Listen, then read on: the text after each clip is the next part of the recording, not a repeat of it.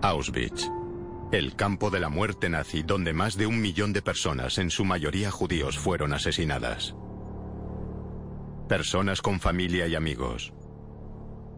Personas normales a las que le robaron su futuro. Todas tenían una historia particular de cómo llegaron a Auschwitz. Solo una minoría sobrevivió. Y hoy, décadas después, muy pocos pueden explicar qué ocurrió allí como testigos presenciales de aquel terror humano. Kitty Hart Moxon tenía 17 años cuando llegó a Auschwitz-Birkenau en abril de 1943. Hoy ha regresado, por última vez, para responder a las preguntas de una nueva generación. Un día en Auschwitz. Me llamo Kitty Hart Moxon y soy una superviviente del Holocausto. Diseñado como fábrica de muerte, nadie debía sobrevivir. Y mucho menos describir su inhumanidad a un mundo que aún no estaba preparado para escuchar. Nadie quería saber, nadie quería escuchar lo que yo tenía que contar. Pero me prometí a mí misma, la gente no quiere escuchar, pero yo me aseguraré de que lo haga. He estado aquí muchas veces, pero quería venir con 2 chicas de la edad que tenía yo cuando estuve aquí. Quiero enseñarles la lucha por la supervivencia. ¿Cuál fue tu primera impresión del campo?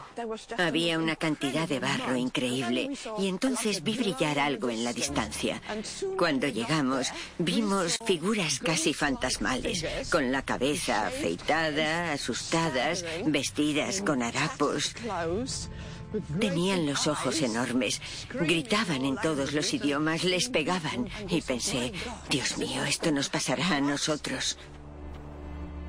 Conozco a Kitty desde que nací. Conozco su historia desde pequeña. Crecí bajo su influencia. ¿Qué fue lo primero que viste al bajar del tren? Los perros de la estación ladraban, intentaban mordernos. Quería comprender mejor cómo aguantó en aquellas condiciones y cómo sobrevivió tanto tiempo.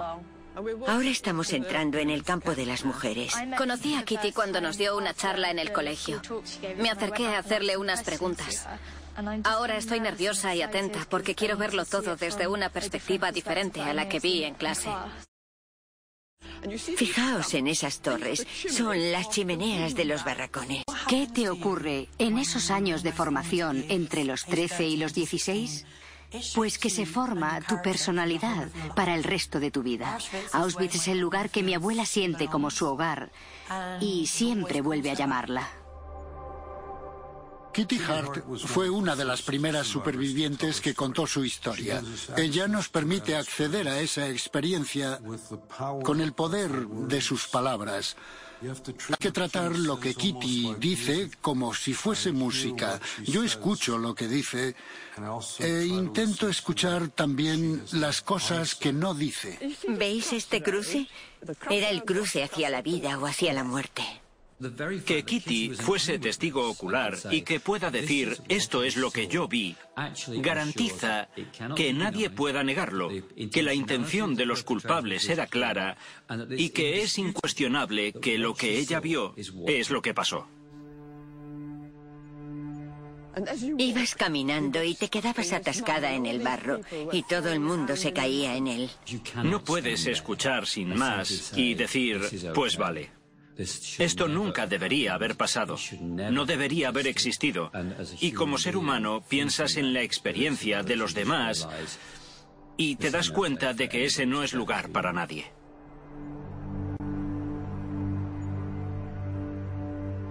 Polonia, septiembre de 1939. Poco antes de la invasión, mi padre decidió que debíamos irnos. Mi hermano huyó con sus amigos al lado ruso. Les pidieron que se alistasen en el ejército polaco dentro de una unidad rusa. Posteriormente moriría en la batalla de Stalingrado. Así que mi padre, mi madre, mi abuela y yo nos subimos al último tren. Nos llevó hasta Lublin. Allí nos hicieron bajar a todos y allí nos quedamos. Nos llevaron a una parte de la ciudad llamada el gueto de Lublin. Para una persona judía no era posible sobrevivir en Polonia sin la ayuda de alguien.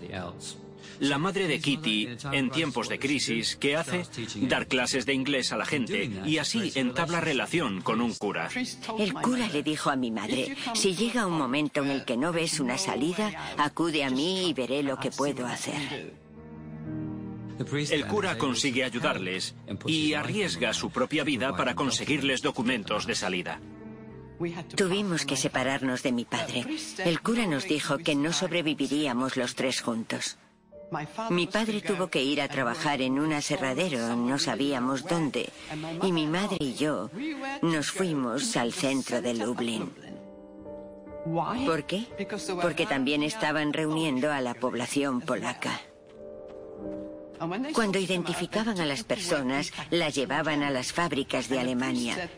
Y el cura nos dijo, es lo que debéis hacer, salid del país, subiréis a este transporte e iréis a Alemania. Examinaban los documentos, pero los nuestros estaban en orden, y antes de que mi madre y yo nos diésemos cuenta, estábamos en un tren. Y al final acabamos en plena Alemania. Para los judíos era muy difícil ocultarse entre la población polaca, porque pequeños detalles culturales y lingüísticos, como el acento, los delataban y se notaba que no eran ciudadanos polacos auténticos. Como tenían sospechas de nosotras, alguien nos denunció a las autoridades. Y aquello fue nuestro fin. Kitty fue detenida por entrar ilegalmente en Alemania como Leocadia Dobrinska y trasladada para ser interrogada. Los nazis querían saber la fuente de sus documentos falsos. La ironía era que los nazis podían crear campos de la muerte y matar judíos, pero si alguien infringía una ley, pasaba por su sistema penal, lo que era una tontería porque podían haberlas deportado a Auschwitz por judías. Pero como el sistema legal no lo permitía, finalmente fueron deportadas y condenadas a muerte por un delito de inmigración. Dijeron que nos fusilaría un pelotón de ejecución. Había un muro de ladrillos y nos pusieron de cara al muro con los brazos levantados, así, mirando hacia el muro. Y entonces hubo una gran explosión y pensé, Señor, me han dado. Escuché unas carcajadas y dijeron, oh no, no os vamos a matar. Lo que haremos será conmutar vuestra pena de muerte por cadena perpetua en Auschwitz. Iréis al campo y allí averiguaremos de dónde proceden los documentos. Nos subieron a un tren reconvertido especialmente para el transporte de prisioneros. Viajamos 48 horas de pie hasta llegar a Auschwitz. No teníamos ni la menor idea de dónde estábamos, estaba oscuro. ¿Qué fue lo primero que viste al bajar del tren? Bueno, el vagón se abrió y oí un montón de ruido. ¿Tenías miedo? Teníamos miedo de los perros y de aquellas enormes mujeres con látigos. Azotaban a todo el mundo y nos metían prisa. ¡Corred, corred, corred! Todos corríamos. De repente notamos un olor muy raro. Y cuanto más nos acercábamos, peor era el olor. Mi madre me dijo, ¡qué sitio más raro! ¿No te huele a carne asada? Yo dije, sí. Y ella me dijo, ¿estarán asando pollos a estas horas de la noche? Contesté, no lo sé. Kitty y su madre fueron enviadas a Birkenau, el más grande de los 44 campos de Auschwitz, donde fueron dadas de alta y puestas en cuarentena. ¿Cuándo entraste por primera vez en un barracón? Bueno, estábamos en cuarentena, ¿vale? Así que la primera noche nos metieron aquí. ¿Y tenías dónde dormir? Estábamos todos apretujados por aquí. Aquella noche hacía muchísimo frío. Llevábamos 48 horas sin comer. Yo dormí toda la noche junto a una mujer. Se puso a hablarme en alemán y resultó que era una gitana alemana. Ya. Estuvo hablando conmigo hasta el amanecer. Me miró la mano, me dijo, dame la mano. Y después dijo, ¿sabes? Saldrás de aquí. Y lo siguiente que pasó fue que de repente sonaron los silbatos, aún era de noche, y nos decían, Raus, fuera. fuera, fuera. Como estábamos en cuarentena, no sabíamos nada. Yo sacudí a aquella mujer. Sí. Pero no se movía. Le dije a mi madre, está fría, ha muerto. Y dije, tú tienes frío, yo también, hay que desvestirla y quedarnos con todo lo que tiene. Ya. Sobrevivir en Auschwitz era casi imposible, porque no podías decir, si haces esto, pasará esto otro. Era cuestión de suerte, de estar en el lugar adecuado en el momento correcto, pero había circunstancias y estrategias que más o menos funcionaban. Aquella noche me di cuenta de que aquello era lo que había que hacer. Si te encontrabas a alguien que había muerto, tenías que cogerlo todo, porque a él ya no le servía de nada. Había que hacer lo que fuese para sobrevivir, aunque eso significase robarles a los muertos. Nunca en la historia de la humanidad ha habido tal masacre a escala industrial. Y algo que pasó una vez, no hay razón para que no vuelva a ocurrir.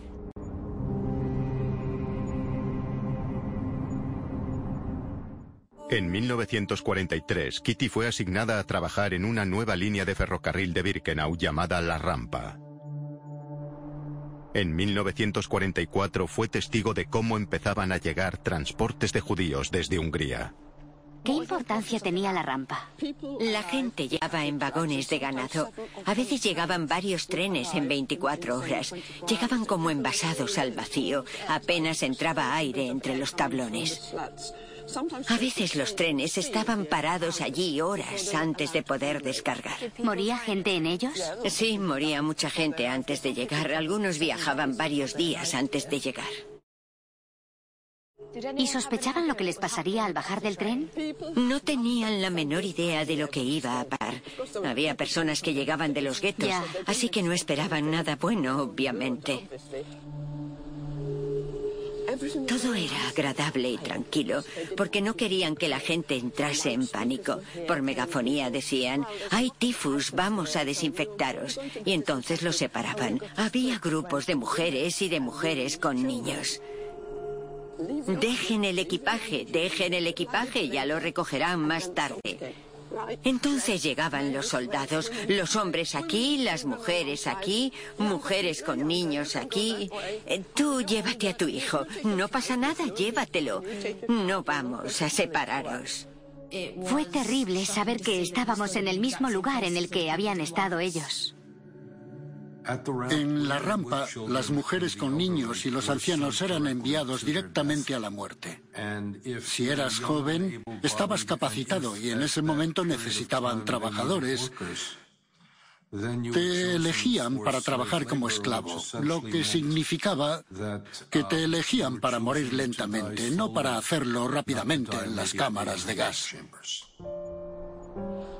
Debéis saber que en ese momento separaban a las familias. Nunca jamás volverían a verse. A los hombres se los llevaban por aquí, ¿vale? A las chicas que seleccionaban para el campo se las llevaban por aquí. Nos decían que fuésemos hacia allí. ¿Y veis ese camino? ¿Hacia dónde va? ¿A las cámaras de gas? Así es.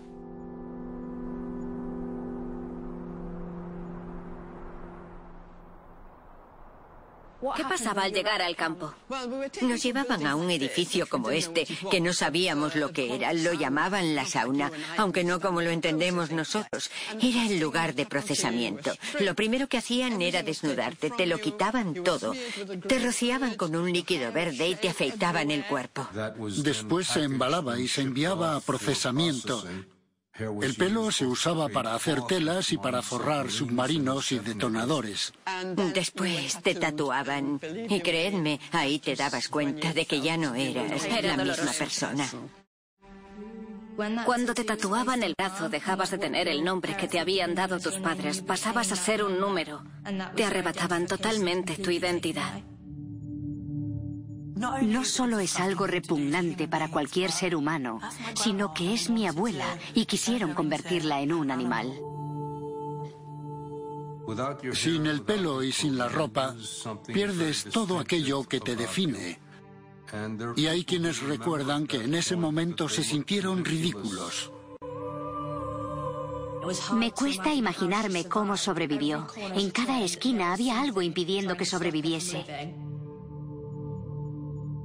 En primer lugar, la supervivencia dependía del lugar de trabajo. Si trabajabas fuera en lo que llamaban los comandos, los grupos de trabajo, probablemente no sobrevivirías mucho tiempo. Otra cosa sin la que no podías sobrevivir era sin zapatos.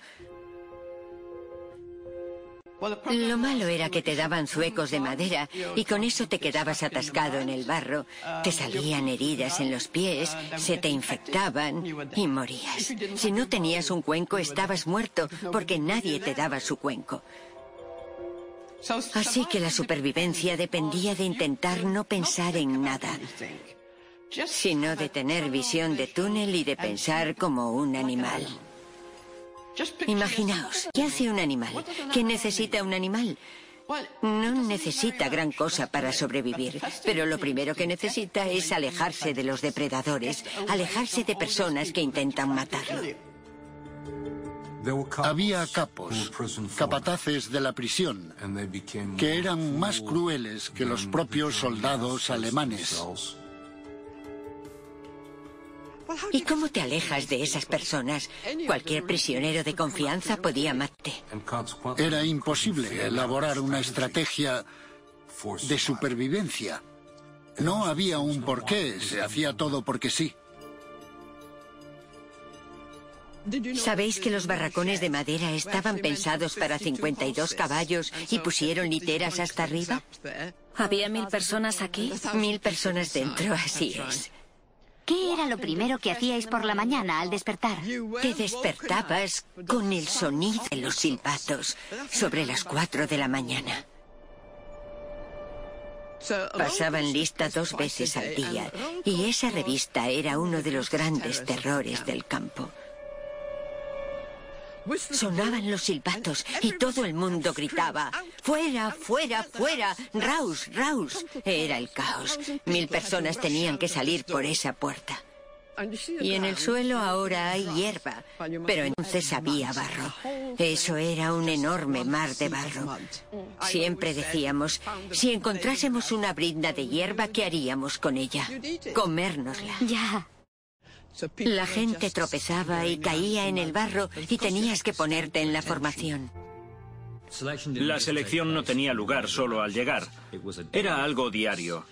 De hecho, siempre que reunían a los prisioneros, si de repente resultaba que alguien ya no era útil para los nazis, simplemente podían seleccionarlo y enviarlo a la cámara de gas.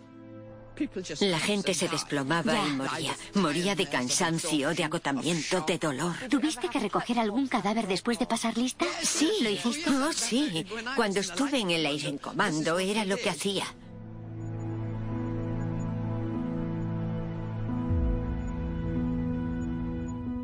No sé si la gente es consciente de ello, pero cuando tienes hambre, el hambre es una obsesión. Solo piensas, hambre, hambre, tengo que comer algo, si no como algo moriré. Lo que comías dependía sobre todo de dónde estuvieses en la cola. Si estabas al principio te tocaba solo agua. Si estabas al final tenías un problema, porque podía acabarse la comida. Y si conocías a la persona que servía la comida, podía escarbar y recoger algo sólido de la sopa que se quedaba en el fondo, ya fuese una patata, una zanahoria o algo.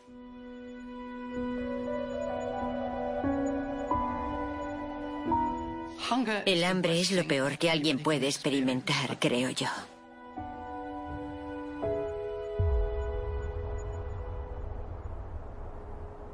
¿Tenías una litera como esta? Si tenías suerte, había un colchón de paja y una manta para 8 personas. ¿Cómo dormían 8 personas aquí? Como sardinas. Eso es, lo has entendido. Con la cabeza hacia los pies de otro.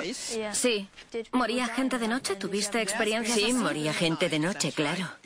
Si alguien moría a tu lado, de repente te encontrabas con que tu cuerpo perdía calor y necesitabas calor del otro cuerpo para calentarte, es decir, para pasar menos frío durante las gélidas noches. Imaginad que tuvieseis que ir al baño de noche. ¿No había baños? Ah, no había baños. Ben no podía salir. Los barracones tenían cubos. Un prisionero veterano intentaba elegir el momento para ir al baño de noche, escuchando atentamente qué había pasado con el prisionero anterior, para asegurarse de que no era el último en llenar el cubo, porque si eras el último en llenar el cubo, tenías que sacarlo y vaciarlo. Mirad eso. Sí. ¿Veis lo que es? Es barro. Solo barro, exacto. Pero muchas veces estaba lleno de excrementos. Porque no podías ir al cubo. Claro. Pedías permiso incluso durante la noche para usar el cubo. Y aquí era donde vivías. Es terrible pensar que alguien puede meter a tanta gente en un espacio tan pequeño. Yo tengo un sitio para ir al baño, otro para dormir y otro para comer. Y sé dónde hago cada cosa. Pero los nazis se aseguraban de que no tuvieses lo que necesitabas. ¿Algo para comer? ¿Un lugar donde dormir? Y si me permitís la palabra, un lugar donde cagar. Ahora os enseñaré las letrinas, ¿vale? ¿Veis esta entrada? Miles y miles de personas pasaban por esta entrada. Y claro, había un prisionero encargado que no te dejaba entrar. Pero ¿sabéis? Yo trabajé aquí una vez. Dejad que os enseñe cómo era. ¿Cómo conseguiste trabajar aquí? Tuve que comprar el trabajo. Creí que sería un buen sitio. Al menos tendría acceso a los baños. Pero era horrible. No hay nada más alejado de lo que le gustaría hacer a una cría de 16 años que meter los brazos en heces. Y sin embargo, para ella fue un privilegio, porque cuando estuvo en el Scheißkommando, significaba que no cavaba fosas, que no tenía a nadie dándole latigazos porque no cavaba rápido, no se moría de frío, porque estaba a cubierto y, lo mejor, no tenía ningún nazi cerca. Estar en el Scheißkommando era un sueño para un adolescente en Auschwitz. Era un sumidero abierto. Ahí entraban miles de mujeres. Tenías como 2 o 3 personas por agujero. No había uno para cada uno. Y cuando la gente terminaba, tenías que sacarlo todo. Todo tenía que salir de ahí. Imagínense tener a 35.000 personas usando estas letrinas. Aquello estaba diseñado, como no, para deshumanizar a la gente, para degradarla, para obligarla a vivir en su inmundicia. ¿Por qué deshumanizarlos si de todos modos los vas a matar? Porque si la gente parece un simple montón de heces, es más fácil tirar de la cadena. ¿Y qué pasaba si no podías entrar? ¿Cómo ibas al baño? Tenías tu cuenco. Ya. Tu cuenco era virtualmente el plato y el inodoro. Ya. El problema era lavarlo, ¿verdad? Sí. ¿Cómo lo lavabas? No había agua. Ya. En invierno había nieve y podías limpiarlo. En verano no. Y no podías hacer nada en el suelo porque si alguien lo veía... Tenías problemas. Olvida los problemas, te mataba. Ya. Y se acabó. No hay palabras para describir aquel frío intenso. Yo siempre pienso en los pingüinos. ¿Cómo sobreviven los pingüinos en el Antártico? Pues si os fijáis, se acurrucan entre ellos e intentan aprovechar su calor corporal. Pues así era exactamente. Así intentábamos superar el frío. Imagino que sería horrible caminar con aquel frío, sin zapatos, durante horas y horas. Sin comer, muerta de hambre, agotada y sin poder hacer nada para remediar todo eso.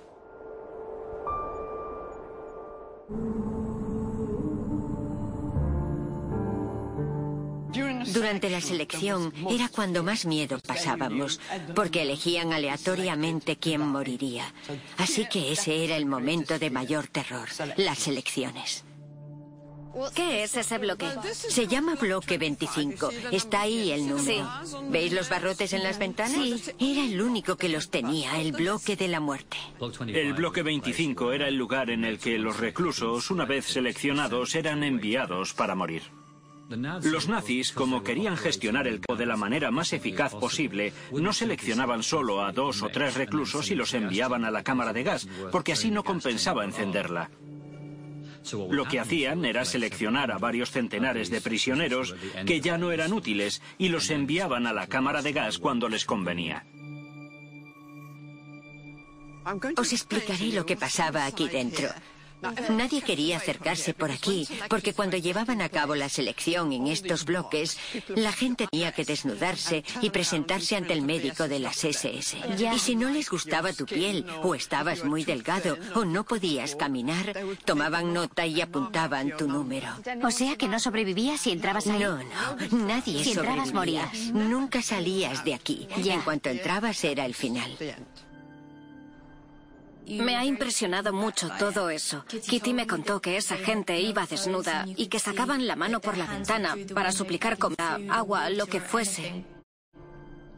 La razón por la que el bloque 25 está tan presente en su memoria es porque todas las reclusas del campo de mujeres lo veían. Estaba al lado de sus barracones. Oían la desesperación de las mujeres que estaban allí dentro, que sabían que ya no había escapatoria. Todo el mundo intentaba evitarlo. Y cuando abrían las puertas, el hedor inundaba todo el campo.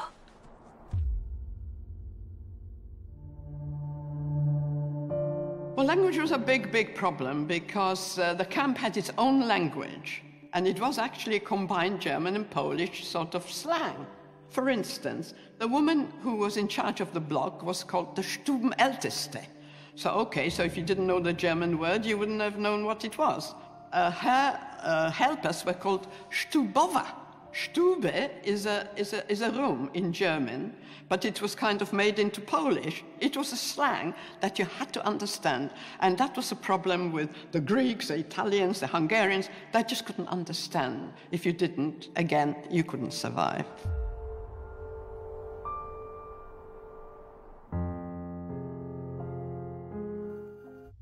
Siempre estaba perdiendo amigas. Y aquello era lo peor. Hacías amigas, establecías un vínculo, encontrabas a alguien con quien podías hablar, conseguir esto o lo otro, conseguir un poco de comida, y de repente desaparecían. Conocer a alguien que pudiese ayudarte en un momento dado podía significar la diferencia entre la vida y la muerte.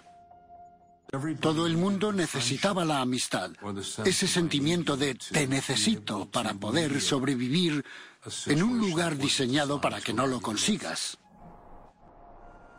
¿Qué son las cosas blancas de estas vallas? Pues estas cosas blancas son vallas eléctricas de alta tensión. Había que tener mucho cuidado de no acercarse demasiado, porque si lo hacías te suicidabas. ¿Había muchos suicidios? Era la salida más fácil. Solo tenías que tocar la valla y morías. Y si tú tocabas a esa persona, también morías, porque la electricidad se transmitía a través de su cuerpo. O podían dispararte desde las torres de vigilancia. Así que sí, la gente se lanzaba contra la valla, sí.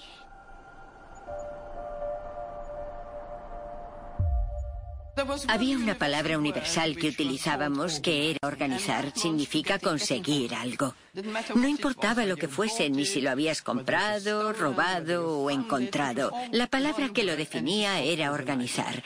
He organizado un trozo de pan, he organizado un par de zapatos, he organizado una prenda de ropa. ¿Qué hacían las mujeres?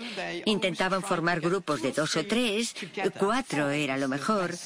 Y una de ellas trabajaba en un sitio. Otra, por ejemplo, tenía acceso a los servicios, como yo en su momento. Una tenía acceso al agua, a la ropa, a la sauna. Y así era como se intercambiaban cosas. Era una red de apoyo absolutamente vital para sobrevivir. Si no tenías eso, no sobrevivías. Ahora iremos al bloque 12 porque formaba parte de la zona de enfermos. ¿Venías mucho por aquí? Intenté esconderme ahí para ahorrar fuerzas. Mi madre a veces me escondía en alguna parte. La madre de Kitty era una mujer con estudios y con cultura. Cuando se vio inmersa en el Holocausto, sus conocimientos de alemán fueron muy importantes para ella. Tenía atributos físicos y mentales para abrirse paso en circunstancias muy difíciles. Mi madre siempre estuvo trabajando. Trabajaba ahí.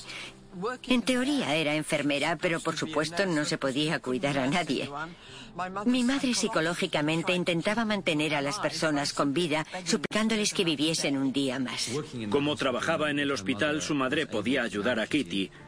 Entre las dos trabajaban para aumentar sus posibilidades de supervivencia mínimamente. Mi madre trabajaba en la enfermería, en el bloque de infecciosos, así que cuando tuve tifus me metieron en el bloque de mi madre. Y tuve suerte, porque me dijeron que podía quedarme a trabajar en la enfermería. Estaba autorizada como limpiadora, pero en realidad mi trabajo consistía en sacar los cadáveres de los muertos. Moría gente por la noche y los cadáveres se quedaban ahí arriba, así que teníamos que subir entre dos y bajar los cadáveres. Los arrastrábamos y los apilábamos fuera. Pude esconder a algunas de mis amigas aquí.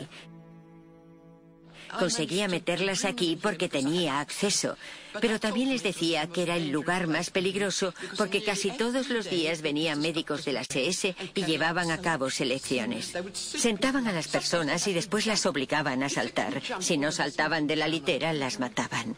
Por supuesto, los enfermos no podían bajar, así que los médicos de las SS cogían una tiza y marcaban su litera.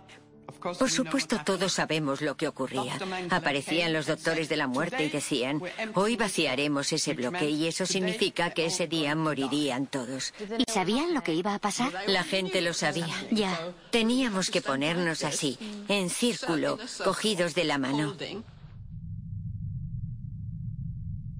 Así fue como perdí a muchas de mis amigas. Aquello me destrozó. Nunca lo he superado. Mi madre se dio cuenta de lo que pasaba y no sé de dónde salió, pero me agarró y me sacó de allí. Ya. En aquel momento nos dijimos, ¿y ahora qué? Estaba vacío. Habían desaparecido y estaba sola. Había un lugar llamado Canadá al que le pusieron ese nombre por el país y que era donde confiscaban los objetos de valor, los clasificaban y los enviaban a Alemania para su uso. Vinieron y me dijeron, queremos que vayas a Canadá.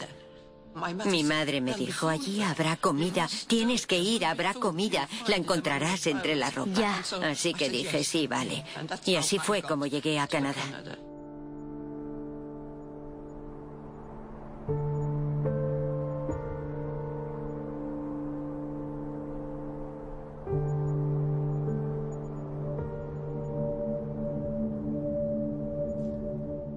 Os diré por qué os he traído aquí.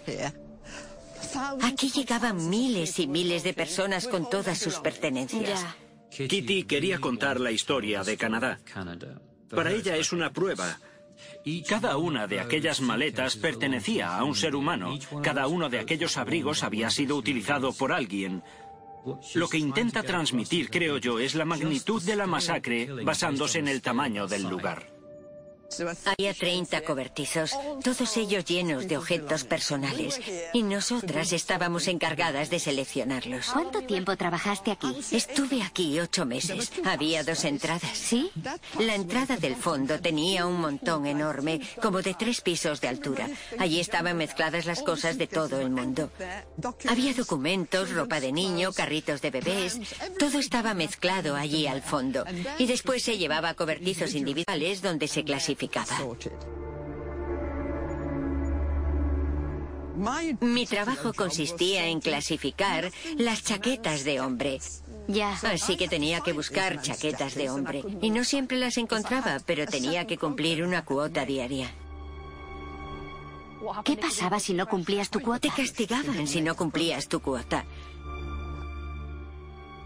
En el cobertizo había una mesa larga, como un caballete.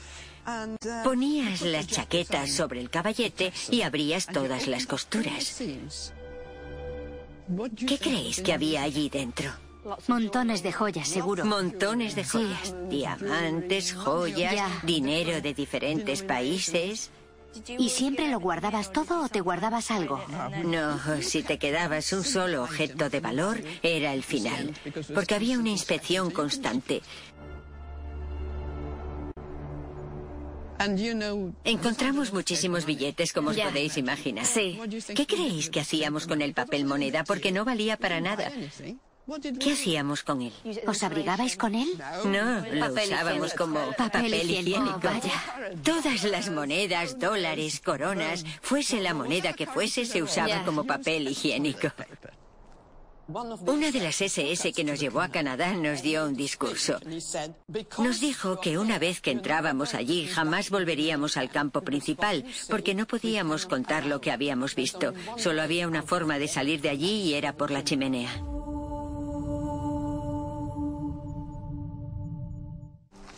What is this place? Well, you see these ruins? That's all we can see. That was known as the White House. This was a place where the Sonderkommando, the people who were working inside the gas chambers, they were working here. We were not supposed to be here. You see where the sauna is? That's how close we are to the sauna, but we're not allowed to come here. However, on about 4 or 5 occasions, I managed to pass this place, and the circumstances were that we took some clothes in hand carts, and we were told to take those hand carts back to the main camp. Now, the SS woman that accompanied us, she didn't like going in between the fences because she was afraid that she was going to get electrocuted. So she decided to take us this way. So what happens, we walked along here, and we passed this place here, which was a White House. People were lined up. Mostly men were lined up here, all a line of men. Each one was sort of going in as you were passing by, and you could hear a shot. And we were told by the men, by the Sonderkommando, being shot in the neck. Could you hear it, or could you see it? You could hear the shot, yes, you could hear a shot. Now, the other thing is that she said, you mustn't look around, you walk and you keep your head down. But we did see, so what did we see? We saw some men throwing in bodies into pits, and smoke coming out and fire coming out of the pits, and those were some of the bodies that they couldn't burn in the ovens. They were bringing them in here and burning them in pits. So this is a pit there where you're seeing all this vegetation. And I actually found one pit some years ago and found human remains, and I think it was that pit over there. And I passed this about 4 or 5 times within the 8 months that I was working here. How did it make you feel when you passed? It was a horrific sight. And we didn't even want to look. But of course we did, you know, it was forbidden. But it was just horrific because you were just seeing bodies being burnt and the fire coming out of the pits and smoke all over the place. There were several, we passed several pits. There was one here, there was another one down there. But there were many, many pits here, but I recall that one particularly, very close to the sauna.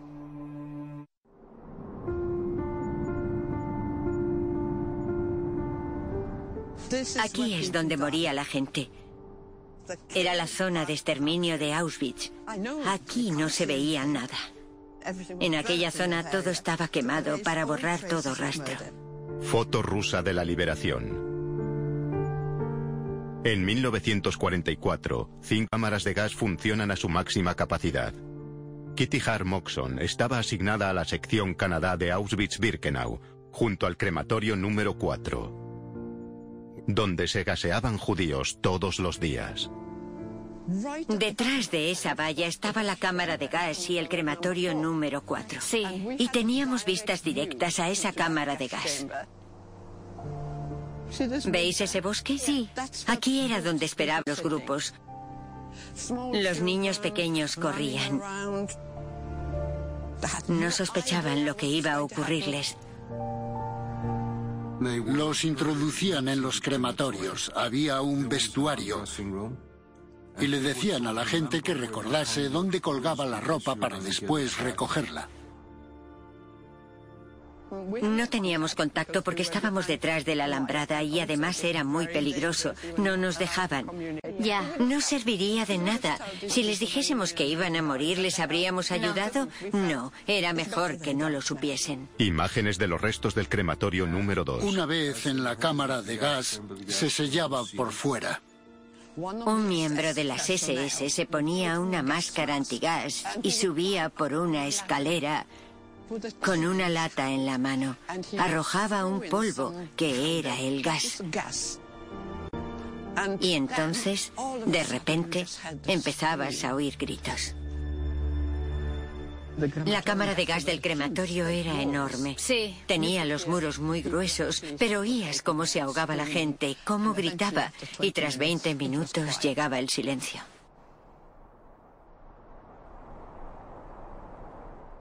El sondeacomando, que trabajaba en la cámara de gas, contó que intentaban subirse los unos sobre los otros y acababan formando una especie de pirámide. Se evacuaba el gas y después los llevaban a los hornos, donde había una mesa de disección.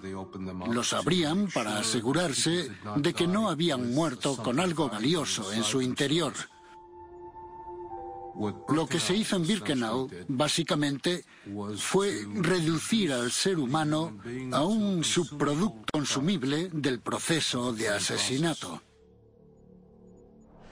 Lo siguiente que veías era a los hombres empujando carretillas de ceniza y vertiéndola en una fosa del fondo.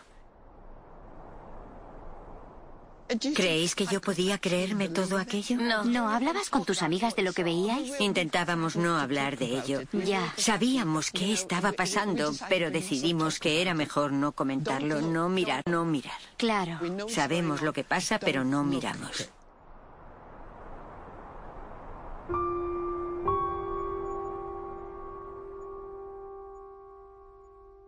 Los nazis no sospechaban que los prisioneros judíos que habían sido obligados a trabajar en el crematorio llevaban meses planeando una insurrección. El 7 de octubre de 1944, Kitty fue testigo de la revuelta. Hubo un ruido muy fuerte. Y cuando lo oímos pensamos, se acabó. Mis amigas y yo nos tiramos al suelo, nos cubrimos la cabeza y nos quedamos allí en el suelo. La resistencia armada no era una decisión tomada sobre cómo vivir, sino sobre cómo morir. Sabíamos que había movimientos de resistencia. Los polacos tenían un movimiento de resistencia, los judíos tenían otro, pero nunca supimos quiénes eran aquellas personas porque era increíblemente peligroso. Imágenes de los restos del crematorio número 5. No supimos que era una revuelta hasta que no vimos saltar a los hombres. Parecía que habían cortado un trozo de la valla electrificada. Sí. Y parecía que la habían cortado y habían salido corriendo. Intentaron escapar, no sé a dónde, pero lo intentaron. Pero nosotras nos quedamos en el suelo porque era lo más seguro. Hubo un tiroteo generalizado. Aparecieron motos con ametralladoras y creo que mataron a la mayoría de los hombres. Kitty también fue testigo de que en realidad los judíos no fueron como corderos al matadero. Pensaron formas de derrotar a los nazis. Y aún sabiendo que no tenían ninguna posibilidad de hacerse con los explosivos, de superar aquella vigilancia tan estricta, aquellos judíos lo intentaron.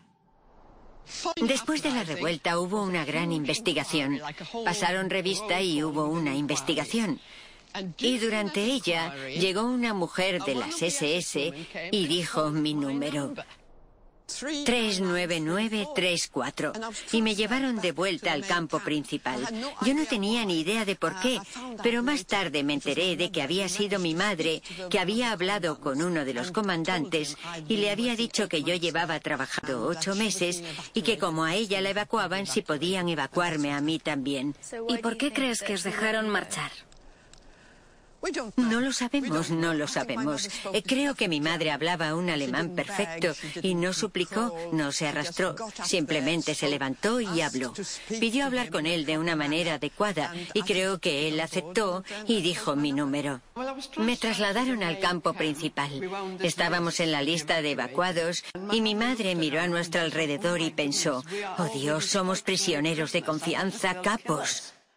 Nos subieron a un vagón de ganado y mi madre dio un discurso. Recordad que nos marchamos de aquí. A partir de ahora somos iguales. Ya no tenemos funciones. Y recordad, puede que necesitemos la ayuda de los demás, así que a partir de ahora seremos todos amigos. Y eso fue lo que pasó.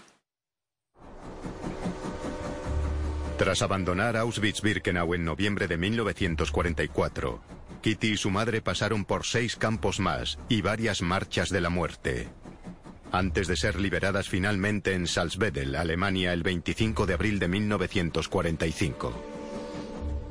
La liberación fue, cuando menos, agridulce. Significó que por primera vez tenían que asumir sus pérdidas. la pérdida de sus parientes, de sus esposas, de sus hijos, la pérdida de comunidades enteras, de mundos enteros. Y durante años se habían protegido de sentir nada. Y cuando sintieron esa sensación de vacío, de nada, en ocasiones los destrozó. Intentabas que no te afectase nada. Si no lo conseguías, las emociones se apoderaban de ti y era el fin.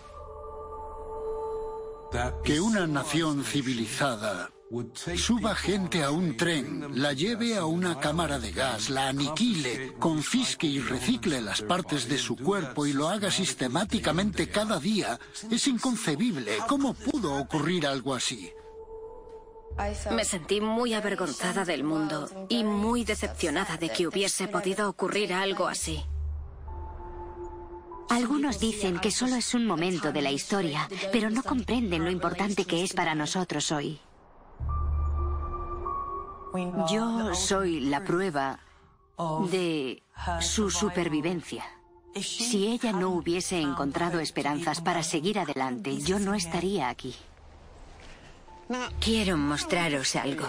¿Qué es esta agua? Es tremendamente importante que hablemos de esta agua.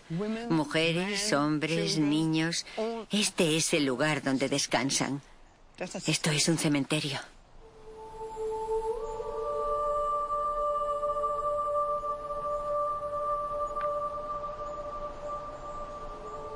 Kitty Hart Moxon nos dice, yo estuve aquí, esto es lo que me hicieron. Así es como lo tenían organizado, pero yo sobreviví. Hay quien no cree que haya existido este lugar. Sabemos que le ocurrió esto al pueblo judío, pero no fueron los primeros ni los últimos. ¿Quién vendrá después? 30 familiares de Kitty fueron asesinados por los nazis, entre ellos su padre y su abuela. La madre de Kitty vivió el resto de su vida en Birmingham hasta fallecer de muerte natural en 1974 a los 84 años. Kitty vive actualmente en Inglaterra, tiene 2 hijos y 8 nietos. Sigue contando su historia.